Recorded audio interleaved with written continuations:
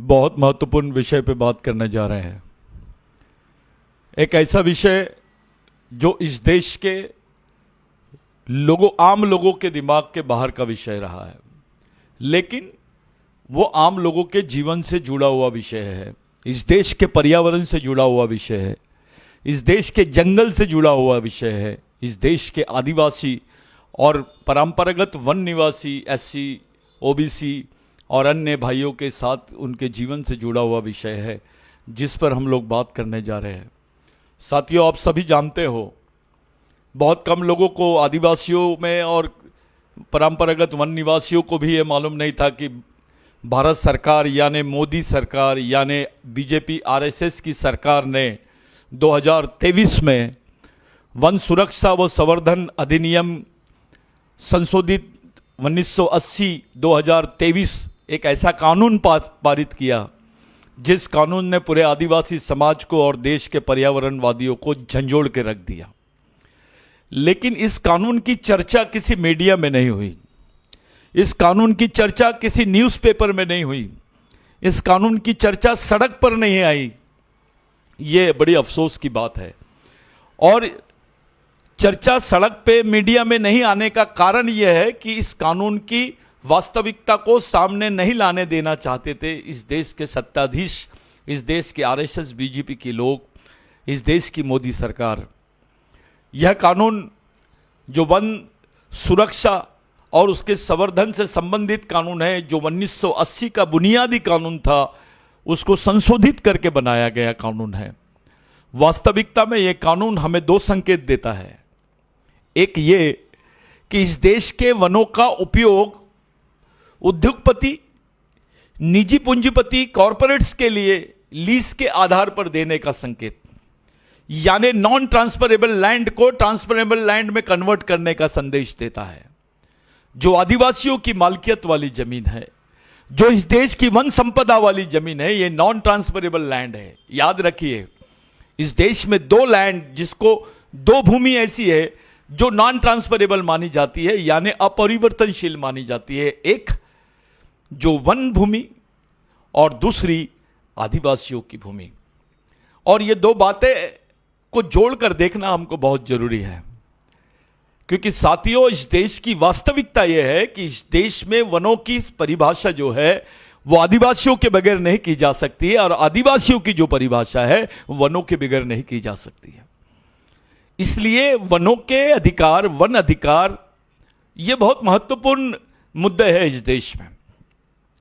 इस देश में आदिवासियों का अस्तित्व जमीन पर है, उनकी मालकियत पर है, उनकी आदिवासियत में है। और ये जो षड्यंत्र आदिवासियों के खिलाफ में और इस देश के पर्यावरण के खिलाफ में रचा गया है, यह षड्यंत्र हमको समझना बहुत जरूरी है। यह कानून जब पार्लियामेंट में पास हुआ, यह विवादित कानून था, और यह विवादित होने की वजह से जानबूझकर इसको जॉइंट पार्लियामेंट्री कमेटी की तरफ दिया गया, जिसको संयुक्त संसदीय समिति बोली जाती है। उस संयुक्त संसदीय समिति की तरफ इस बिल के बारे में, इसमें त्रुटियां, इसमें किए गए अमेंडमेंट, इसकी जो प्रस्तावना है उस पर विचार विमर्श करने के लिए ये बिल दिया गया, जिसको जॉइंट पार्लियामेंट्री कमेटी बोलते हैं, जेपीसी बोलते हैं, उसके तरफ दिया गया। लेकिन वो कमेटी ने उतना समय लेने के बजाय बिल्कुल थोड़े समय में उस पर कोई प्रतिक्रिया ना देते हुए, जितने अमेंडमेंट किए गए थे, जितने संशोधन किए गए थे 1980 के कानून में, सुझाव दिए गए थे इस कानून में, उसको मान्य कर लिया। आपको दो बातें समझना पड़ेगा। यह कानून इतनी जल्दबाजी में क्यों पारित किया गया, और यह कानून जब पारित हुआ उसके बाद तुरंत भारत में G20 की बात शुरू हो गई। ये G20 में ये जमीनों को प्रस्तावित किया गया, उनके सामने परोस के रखा गया, उस पर इन्वेस्टमेंट आमंत्रित किया गया। उद्योगपतियों से, पूंजीपतियों से, कॉरपोरेट से, मल्टीनेशनल कंपनीज से, अंतर्राष्ट्रीय पूंजीपति वर्ग और राष्ट्रीय पूंजीपति वर्ग का जो समन्वय स्थापित हुआ इस समय G20 में, वो समन्वय के सामने, उस समन्वय यानी संगठित पूंजीपति शक्ति के सामने, औद्योगिक शक्तियों के सामने आदिवासियों की जमीन को परोसा गया।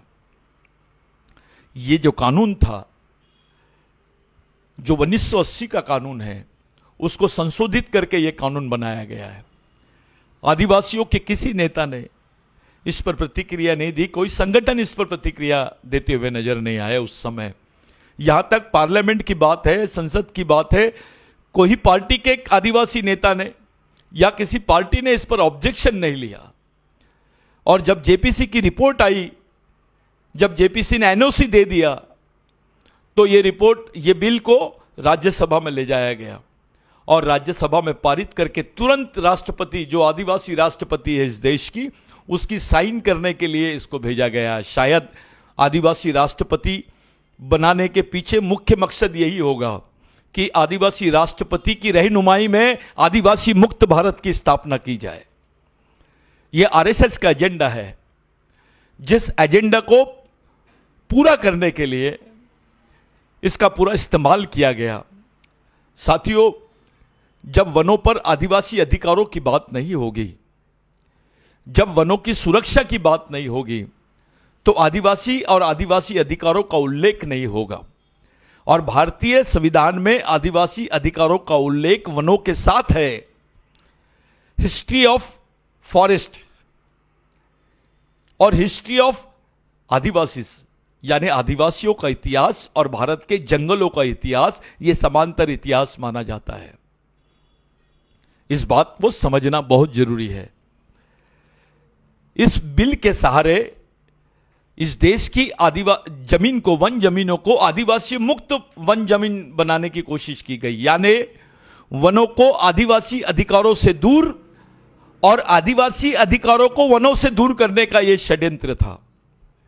बड़ी समझने वाली बात है। इसको समझना है कि वनों से आदिवासी अधिकारों को दूर और आदिवासी अधिकारों से वनों को दूर करने का यह जो षड्यंत्र है, यह इस देश का सबसे बड़ा षड्यंत्र है। ऐसा कानून अंग्रेजों ने भी पास नहीं किया था। अंग्रेजों के समय में 1927 में जो फॉरेस्ट एक्ट था आदिवासियों के लिए, वो फॉरेस्ट एक्ट आदिवासियों को सुरक्षित करने का एक्ट था। वो इस देश के पर्यावरण को सुरक्षा प्रदान करने वाला कानून था। ये अंग्रेजों ने बनाया। और ये समझने वाली बात है कि अंग्रेज इस देश के आदिवासियों को सुरक्षा प्रदान करने की बात करते हैं, इस देश के पर्यावरण को सुरक्षा प्रदान करने की बात करते हैं, और यहां की बीजेपी आरएसएस की सरकार इस देश के वनों को की परिभाषा ही बदल देना चाहती है। इस देश के पर्यावरण को वनों से अलग रख के बात करना चाहती है। इस देश के वनों से आदिवासियों को अलग रख के बात करना चाहती है। इस पूरे एक्ट में आदिवासी नाम का शब्द शामिल नहीं है, आदिवासियों का उल्लेख भी नहीं है। ऐसा संभव ही नहीं है। विश्व के जितने वैज्ञानिक है, जितने भौगोलिक शास्त्री है, जितने फॉरेस्ट साइंटिस्ट है, जो वनों पर जिन्होंने वन वैज्ञानिक है, वो भारत के वनों को आदिवासियों से अलग और भारत के आदिवासियों को वनों से अलग परिभाषित नहीं कर सकते। इस बात की सच्चाई को मान चुके हैं और इसकी पुनरावृत्ति भारत के सर्वोच्च न्यायालय ने कई जजमेंट्स में दिया है। इस एक्ट के सहारे बीजेपी आरएसएस द्वारा अब तक के दिए गए आदिवासियों के पक्ष में जितने सर्वोच्च न्यायालय के जजमेंट्स है, जितने पुराने कानून हैं, जितने प्रावधान हैं, उन प्रावधानों को खत्म करने का षड्यंत्र रचा गया है। यानी इस देश के मूल प्रावधानों को ही खत्म करने का, 5वीं अनुसूची के अधिकार, 6वीं अनुसूची के अधिकार, ग्राम सभा के अधिकार, पेशा के अधिकार, आपके सांस्कृतिक और सामाजिक स्वायत्तता के अधिकार, इन अधिकारों को समाप्त करने का यह एजेंडा रहा है। और इसी एजेंडा के तहत, इसी मूल एजेंडा यानी आदिवासी मुक्त भारत के एजेंडे के तहत इस बिल को पारित किया गया है। साथियों, दुख की बात है कि जब इस बिल को पारित किया जा रहा था, राज्यसभा में किसी विपक्ष के नेताओं ने भी इसका विरोध नहीं किया। और हमारे लिए उससे ज्यादा दुखदायी बात है कि इस देश की राष्ट्रपति आदिवासी होने के बावजूद भी हमारे परंपरागत अधिकारों से वंचित करने के बिल को हमारे संवैधानिक अधिकारों को समाप्त करने वाले बिल को, हमारी पहचान को समाप्त करने वाले बिल पर उन्होंने हस्ताक्षर किए। ये ऐतिहासिक घटना नहीं, इतिहास की सबसे निंदनीय घटना हमारे लिए हो सकती है, क्योंकि हम मान सकते थे कि बीजेपी आरएसएस के लोग, इनके मन में आदिवासियों के प्रति, इस देश के पर्यावरण के प्रति, इस देश की जनता के प्रति, इस देश के आदिवासी अधिकारों के प्रति, आदिवासियत के प्रति कोई संवेदना नहीं होगी। लेकिन क्या राष्ट्रपति के मन में भी यह संवेदना नहीं है? वो आदिवासी है। इन अपेक्षाओं का से हमारा मुंह भंग हो गया, मोह भंग हो गया है। साथियों, इस बिल का मुख्य कारण, इस बिल में पहला प्रावधान था कि आदिवासियों को वनों से दूर और वनों को आदिवासियों से दूर, यह पहला प्रावधान। लेकिन इस बिल के तहत एक और बहुत बड़ा षड्यंत्र छुपा हुआ है इस बिल के अंदर। वो षड्यंत्र यह है कि इस बिल को पारित करने के साथ साथ यह प्रावधान भी किया गया कि जिन वनों जंगल के क्षेत्रों में से ये जमीन ली जाएगी लीज पर कॉरपोरेट द्वारा, वहां पर ये लोग सैनिक और अर्धसैनिक बलों को तैनात करेंगे। अब यह बात हमारे समझने लायक है। पुलिस का संबंध कानून से है और सेना और सैनिक बल का जो संबंध है वो कानून के खिलाफ जाने वाले लोगों को, गैर कानूनी लोगों को फायर करना है, उनको शूट करना है, उनको उसकी सजा देना है। साथियों, जिस जिस क्षेत्र में मिलिट्री लगाई जाती है वहां कानून का राज खत्म होता है, खो गया है, ऐसा माना जाता है। जानबूझ के जो गरीब आदिवासी लोग हैं, जो परंपरागत वन निवासी लोग हैं, जैसे एससी है, ओबीसी है इत्यादि, और भी लोग हो सकते हैं जो जंगलों में सालों से रह रहे हैं, उन लोगों ने अगर अपने जमीनों के लिए, अपने वन अधिकारों के लिए अगर संघर्ष किया, अपनी आवाज उठाई, तो उनके सामने पुलिस की बजाय, व्यवस्था के बजाय मिलिट्री को खड़ा करने का कुक्रम किया गया है। यह प्रावधान किया गया है। यानी भोले भाले आदिवासियों के सामने, निहत्थे आदिवासियों के सामने मिलिट्री को खड़ा कर देना और उस क्षेत्र में मिलिट्री तैनात करने का प्रावधान इस बिल में किया गया है। साथियों, मिलिट्री को लेकर, अर्धसैनिक बलों को लेकर सुप्रीम कोर्ट के 97 का एक जजमेंट है। उसमें नागालैंड रिफॉर्म्स का, जो नागालैंड में वन अधिकारों के लिए जो बिल चल रहा, यानी जो आंदोलन चल रहा था, उसमें सुप्रीम कोर्ट ने बताया कि किस तरह सेना और अर्धसेना द्वारा आसपा कानून का, जिसको arm force special protection act बोलते हैं, उसका दुरुपयोग किया जाता है। वहां की महिलाओं के साथ, वहां के लोगों के साथ जो हुआ है, इसकी गवाही मैं नहीं, सुप्रीम कोर्ट देता है कि उसका मिसयूज हुआ है। उनके जजमेंट में ये शब्द आया है 1997 के, जो Naga movement versus, Naga peoples democratic movement versus union of India 1997 का जो सुप्रीम कोर्ट का जजमेंट है, वर्डिक्ट है, उसमें यह आया है कि आसपा कानून का किस प्रकार दुरुपयोग किया है। इतना ही नहीं, मैं विशेष आपको बताना चाहता हूं कि इस कानून के बारे में एक बहुत बड़ा रिपोर्ट भी सामने आई है। आपको बताते हुए मुझे यानी ये बताना बहुत जरूरी हो गया है कि कौन सी रिपोर्ट सामने आई है। एक घटना हुई थी 2012 में, जो घटना सारकेगुड़ा के नाम से जानी जाती है। वो 2012 में सेना द्वारा 17 निर्दोष लोगों को मारा गया और सेना ने अनाधुन उन पे फायर किया। रात में कहीं वो कार्यक्रम से आ रहे थे, अपने पारंपरिक कार्यक्रम से आ रहे थे। जब ये घटना हुई, इसके ऊपर एक कमेटी बैठाई गई और इसको चीफ जस्टिस जो थे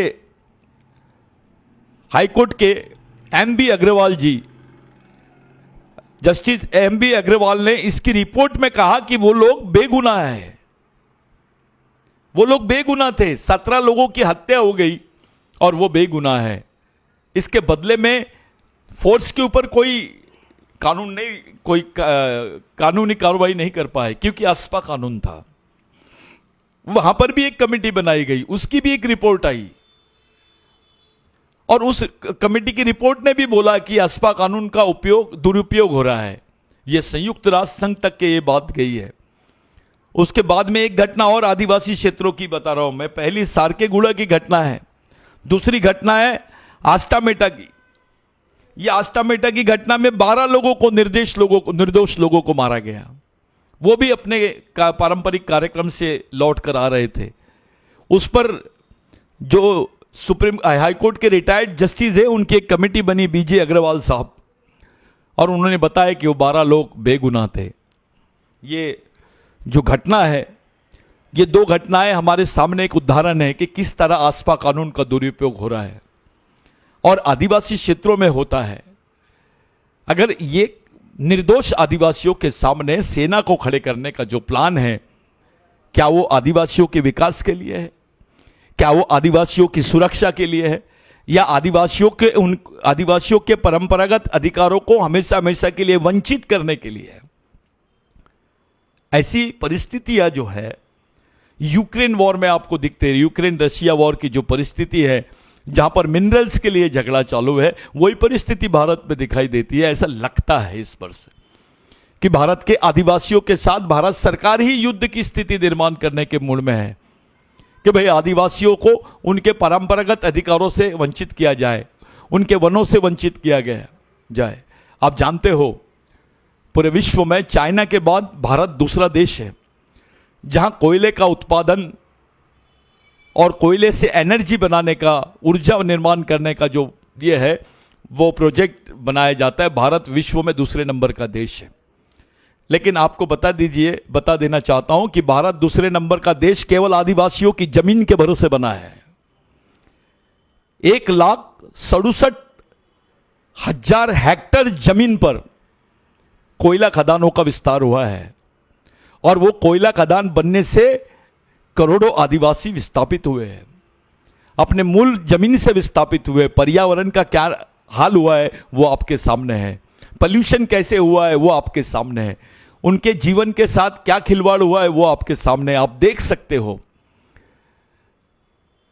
कि उनके साथ क्या हुआ है। वहां पानी भी काला, जो कोल माइंस का पानी है वो काला, पीने का पानी आपको काला नजर आता है। खेतियां नहीं हो सकती है, पूरी जमीन खोखली हो चुकी है।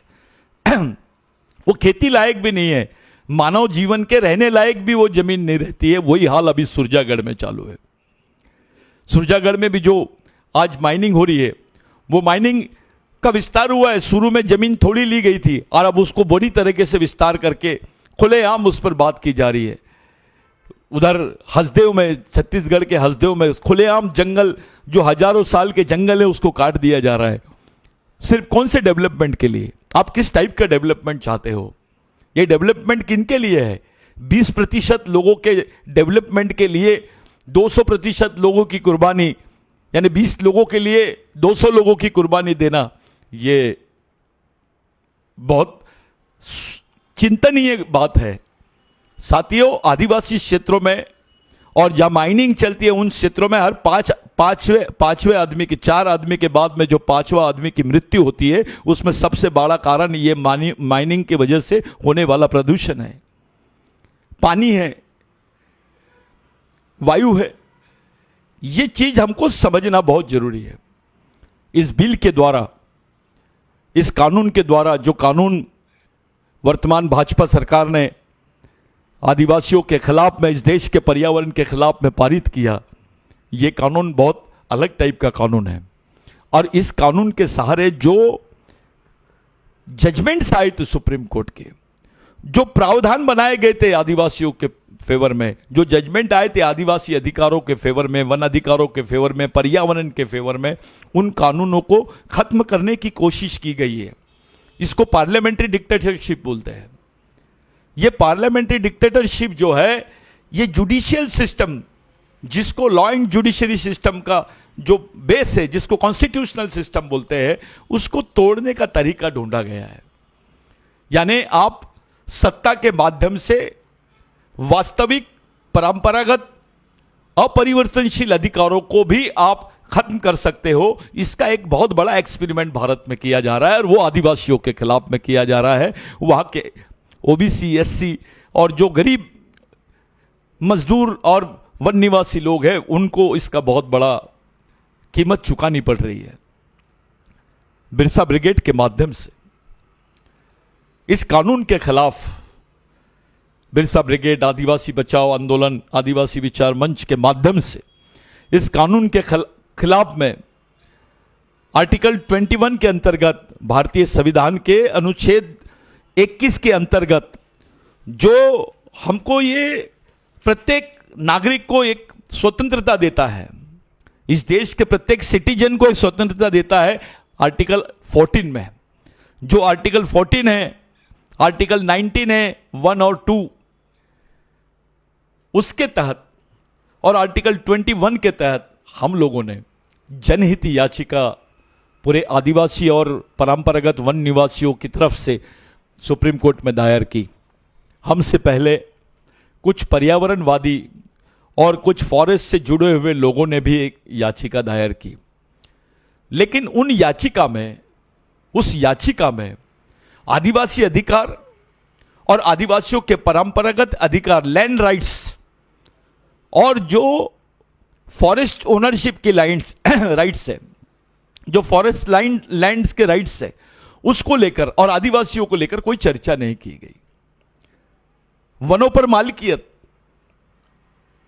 उस पर कोई चर्चा नहीं की गई। वहां सिर्फ वनों की परिभाषा पर चर्चा की गई है। जो गोदावर्मन करके सुप्रीम कोर्ट का जो जजमेंट आया था माइनिंग के, इसमें वो गोदावर्मन जजमेंट के, टीएन गोदावर्मन जजमेंट के जो प्रावधान है उसके आधार पे ये जजमेंट यानी इस कानून को चैलेंज किया गया और वो स्वाभाविक भी है।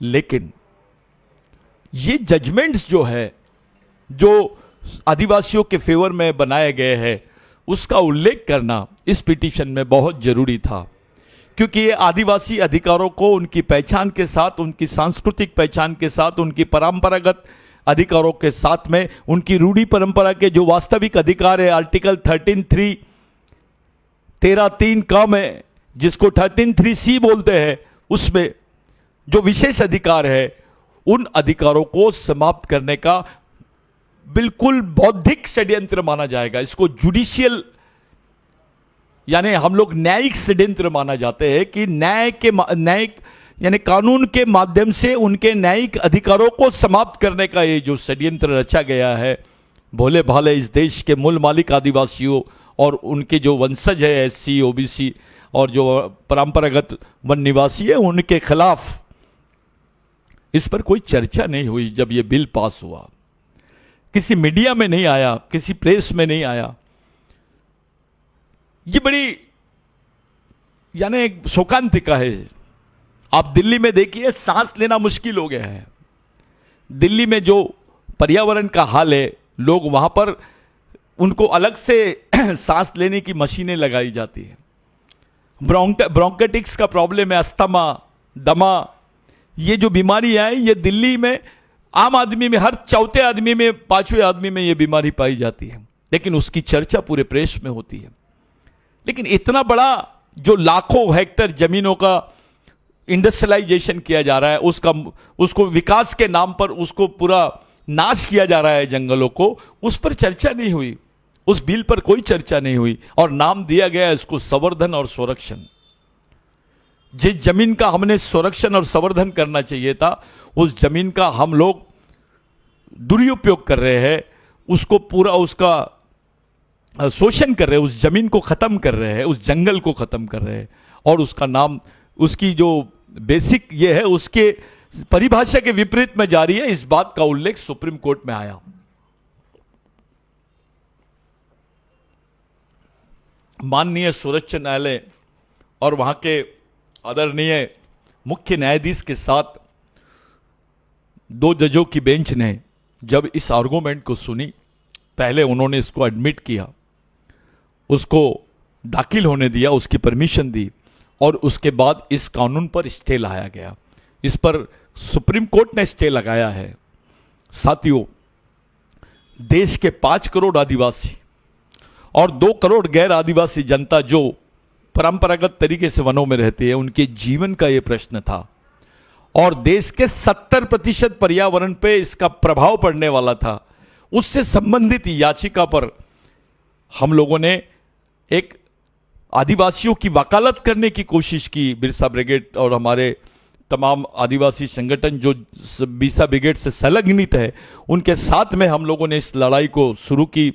शुरुआत में हमारी वास्तविक स्थिति ये थी कि हमारे पास में इस बिल को पारित होने के बाद हम बहुत स्तब्ध रह गए थे। तरह तरह के कयास लगाए जा रहे थे, अलग अलग राज्यों से फोन आ रहे थे कि अब क्या किया जाए, अब हम तो खत्म हो जाएंगे, हमारे वन अधिकार खत्म हो जाएंगे, हमको वनों से खदेड़ा जाएगा, हमारे क्षेत्रों में आर्मी घुस जाएंगी, हम कैसे उसका मुकाबला करेंगे, किस तरीके से रहेंगे। ये एक बहाना लगाया गया है रेड एरिया, रेड जोन, जहां पर 5% जो लेफ्ट ओरिएंटेड लोग हैं, जिनको आप लोग नक्सली बोलते हो, इनकी संख्या 2% भी नहीं होंगी इन क्षेत्रों में, लेकिन गवर्नमेंट उनका कॉग्निजेंस लेती है, उनकी दखल लेती है, लेकिन उस क्षेत्र की 99% जनता पे मौन धारण करती है। वो 2% लोगों की कोई दूसरी ट्रीटमेंट करने के बजाय उसके आड़ में वो पूरी बाकी 99% जनता को खदेड़ने का काम, उनके खिलाफ, उनको वास्तविक रूप से भारतीय लोकतांत्रिक संवैधानिक व्यवस्था से बाहर करने का काम होता है। ये एक्सपेरिमेंट है और ऐसा एक्सपेरिमेंट भारत के किसी भी कानून में नहीं हुआ है। जो प्रैक्टिस इन्होंने अभी की है, हमारे अध्ययन के हिसाब से अब तक के भारत में इससे बड़ा काला कानून कोई पारित नहीं हुआ।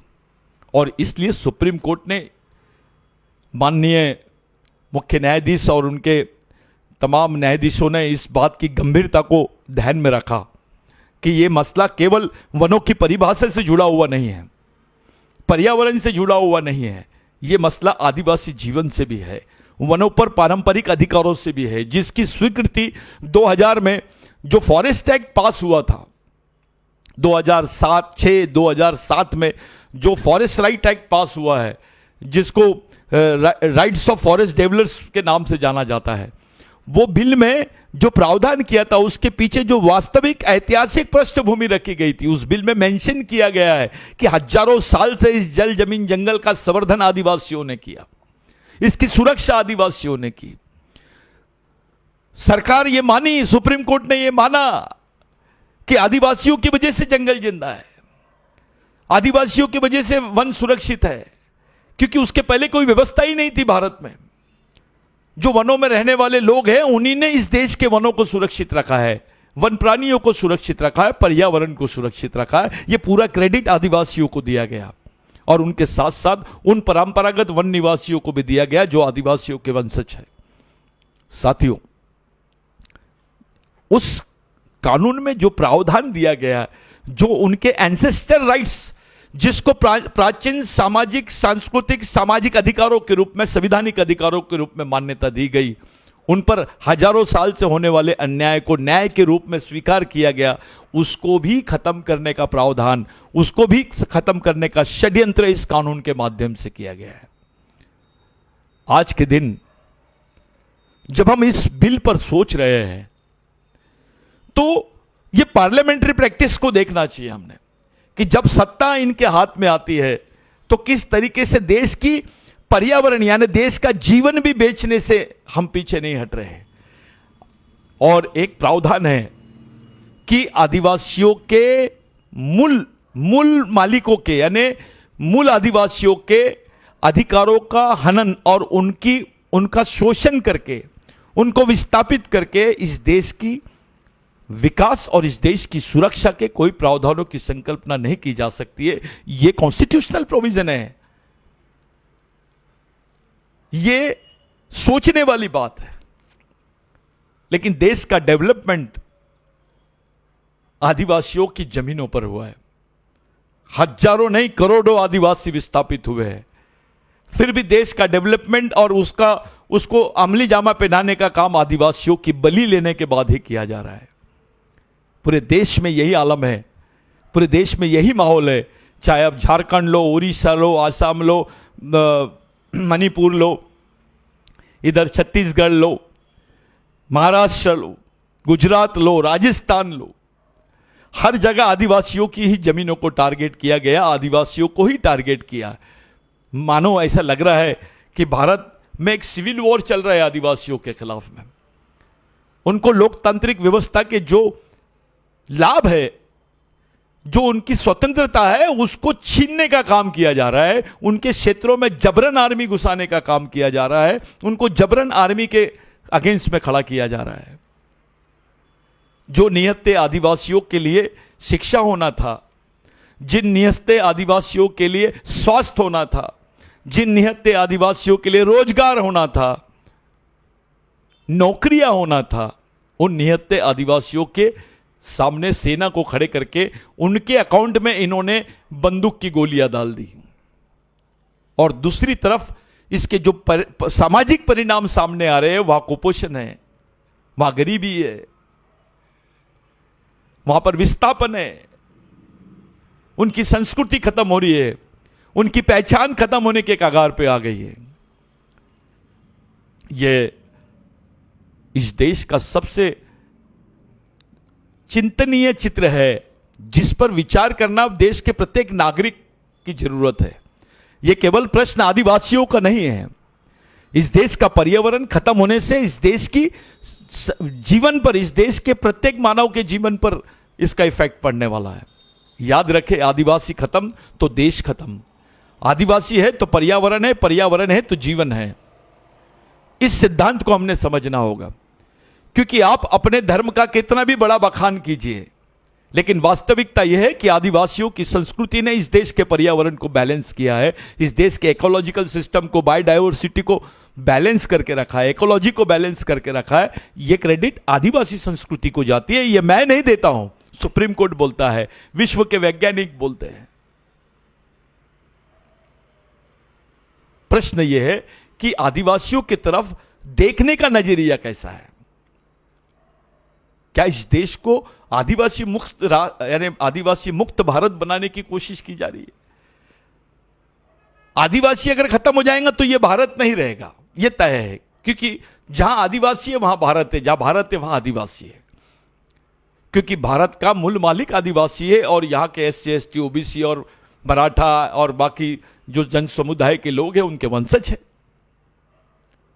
उनको दरकिनार करके, उनको खत्म करके, उनकी पहचान, उनके अधिकारों को, उनकी वास्तविक स्वायत्तता को खत्म करके, उनके स्वायत्तता के और विशेष अधिकारों को, संवैधानिक विशेष अधिकारों को खत्म करके उनको क्या करना चाहते हैं? इसका मूल मकसद यही है कि यह आदिवासी मुक्त भारत की तरफ बढ़ने वाला आखिरी षड्यंत्र मालूम होता है।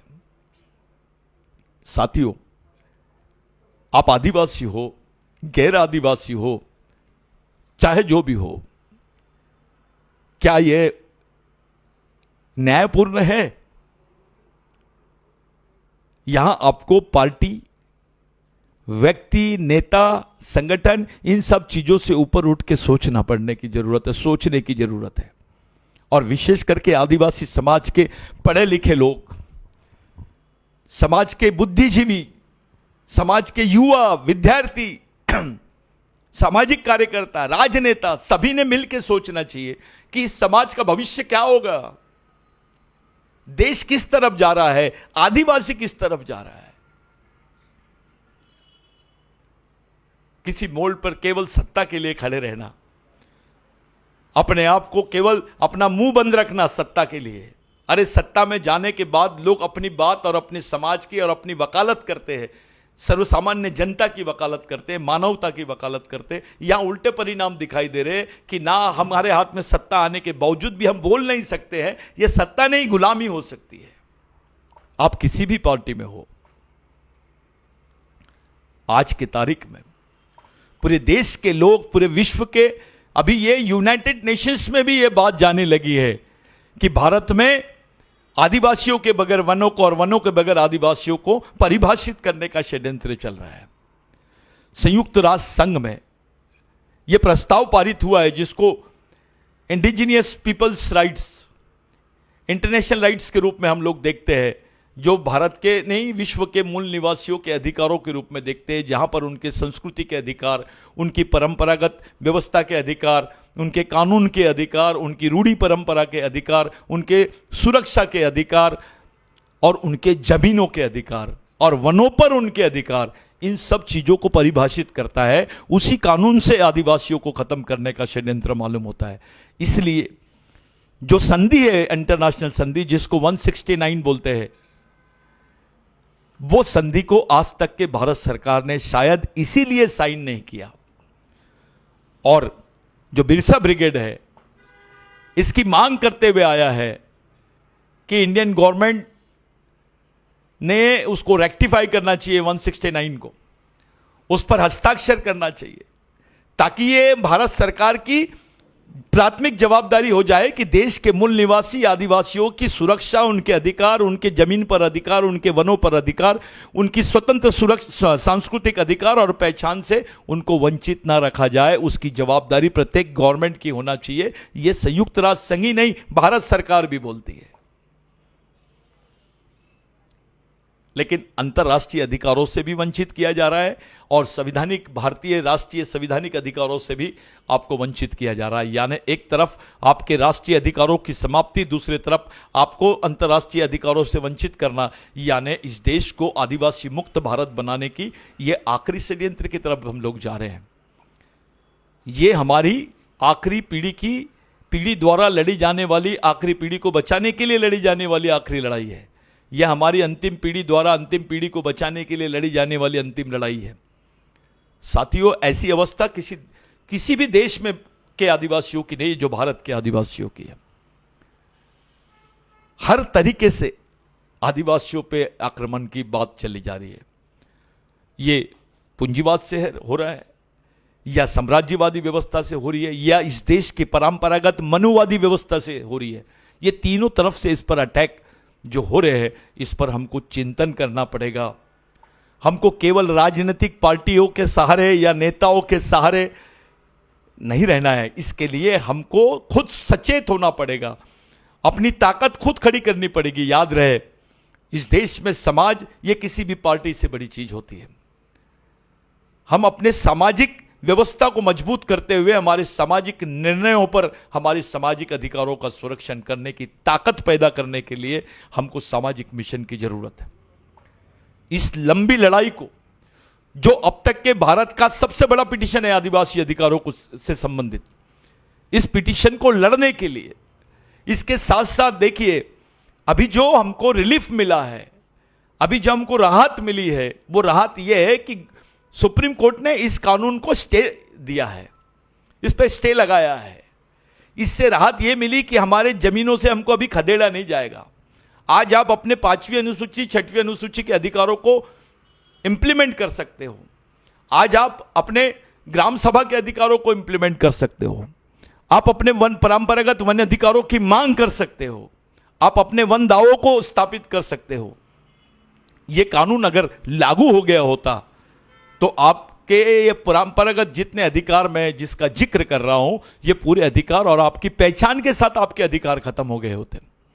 ये इतना डेंजरस कानून है, इतना संवेदनशील और खतरनाक कानून आदिवासियों के खिलाफ में पारित हुआ है, जिस पर हम चर्चा भी नहीं करना चाहते हैं। किस बात के लिए?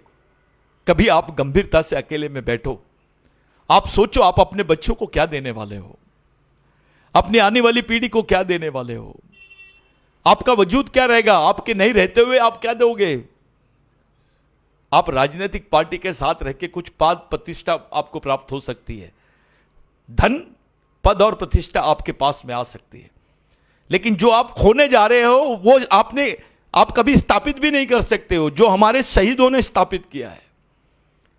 इस देश में 70% लड़ाई जो है जमीनों की, वो आदिवासियों ने लड़ी है।